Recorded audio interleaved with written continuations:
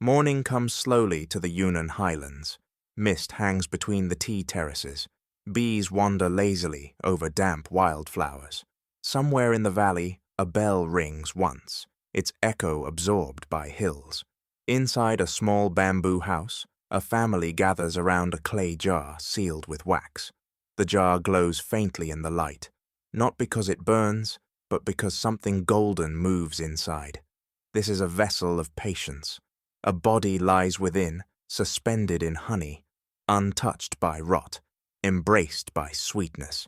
Outside, the bees hum louder. To them, this is familiar work. The villagers call this rite zang, the sweet burial. To outsiders, it seems unthinkable, preserving the dead in syrup, sealing grief inside sweetness. But here, in these mountains, honey is not a food. It is a soul that refuses to spoil. The dead are not hidden away. They are kept luminous. Centuries ago, before roads or borders, honey was Yunnan's most reliable constant. It stored sunlight through monsoon and drought alike. Traders carried it across the passes to Burma, Tibet, and the plains of China. Liquid gold, immune to time. The highland peoples noticed what the empire's physicians only half understood, that honey devours corruption. It absorbs moisture, kills bacteria, and preserves flesh without fire. What began as accident, a corpse kept in honey for transport, became revelation. The skin stayed soft, the features serene. The villagers said, "He sleeps in sweetness." Over generations, this necessity turned sacred. Families began to keep their dead in jars of local forest honey, letting them rest for 100 days before burial. The body, they said, must dissolve its sorrow before the soul can rise. The honey was the teacher, slow and kind. The chemistry and the faith became inseparable. Honey thickened around the body like amber around an insect, a slow solidification of compassion. When the jar was finally unsealed, the scent was strange, floral, musky, faintly human. The villagers described it as the smell of memory. They believed that the dead, immersed in this golden stillness, learned peace through waiting. Even decay, one elder said, can be taught to listen. In those mountain hamlets, the sun touched everything with the same light. Bees, people, bodies, jars. Life and afterlife shared a color. Death was not feared, it was ripened. The ritual began before dawn. The women prepared the body, washing it with warm water and powdered turmeric, believed to cleanse both flesh and fear. Men carried in clay jars freshly lined with wax. The honey came last, thick, amber, still warm from the hive. Each family mixed a little of their own harvest into the common urn, so that death carried the taste of community. The monks arrived chanting softly, their voices low and rhythmic, blending with the steady drone of bees outside. "All that is sweet must melt," they recited. "All that melts returns." The body, wrapped in cotton, was lowered into the jar. Honey poured slowly until it covered everything: skin, cloth, breath.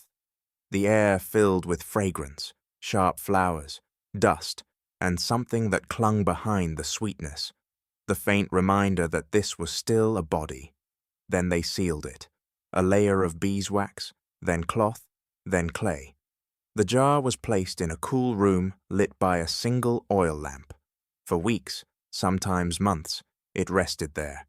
Families visited daily, placing fresh blossoms on the lid. Some whispered prayers, others simply touched the warm surface. The silence of those rooms was deep, but never cold. In that time, honey began its slow miracle. Moisture left the body. The air inside turned golden. Villagers said the dead were dreaming, that the honey preserved their kindness while the spirit wandered home.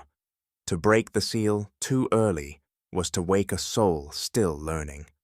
When the mourning period ended, the jar was opened. The scene was not macabre, but strangely serene. The face beneath the amber glaze seemed almost alive, faintly smiling, as if listening to bees.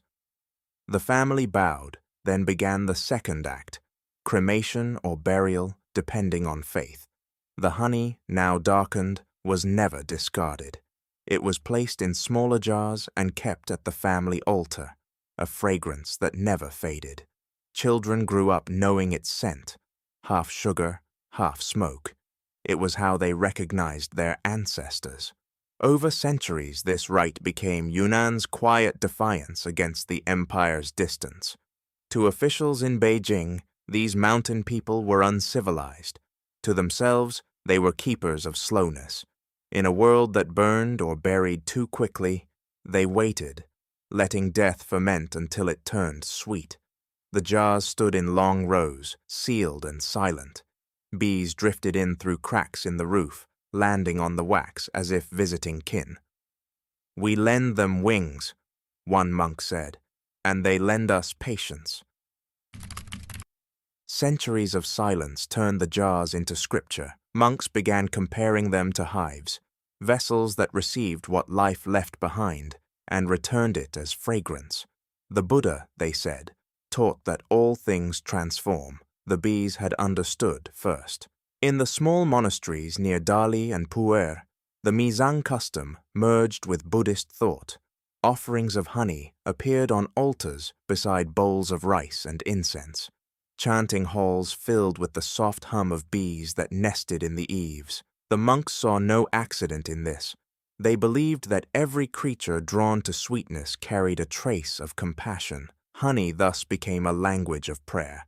To offer it was to offer patience. During drought, families poured a little on the ground at dawn, so that the living and the dead could share breakfast. The gesture cost little but meant everything. It kept gratitude visible.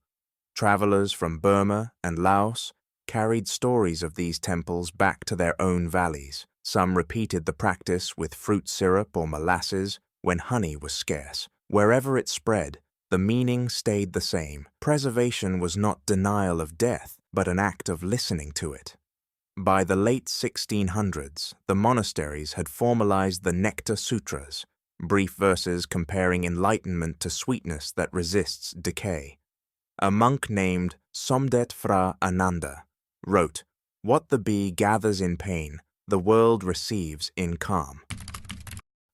When Ming officials first reached Yunnan, they wrote of barbarian rites of syrup. Their reports mixed curiosity with revulsion. The mountain people, they said, keep their ancestors as jars of honey. Yet even as they condemned, they collected samples, part medicine, part wonder. Court physicians discovered that honey sealed wounds and prevented infection. Within a generation, imperial apothecaries were prescribing feng mi gao, golden ointment for burns and fevers. The border superstition had become court science. Still, the moral unease remained. Confucian scholars debated whether slowing decay interfered with the natural order. Some argued that to sweeten the corpse was to cling to the self.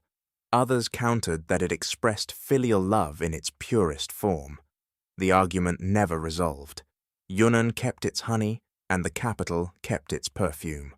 Merchants meanwhile discovered profit in myth. They sold immortal nectar in porcelain jars, claiming it preserved youth. The real honey of the mountains was traded away. The ritual, emptied of context, became curiosity. Yet among the villagers, the old meaning persisted quietly. Sweetness as continuity, patience as defiance. Modern roads cut through the highlands. Electricity reached the valleys. Refrigeration replaced ritual. But in a few hamlets near the old tea roots, elders still keep a single clay jar wrapped in cloth on their household altars. It is filled not with remains, but with honey collected from ancestral hives.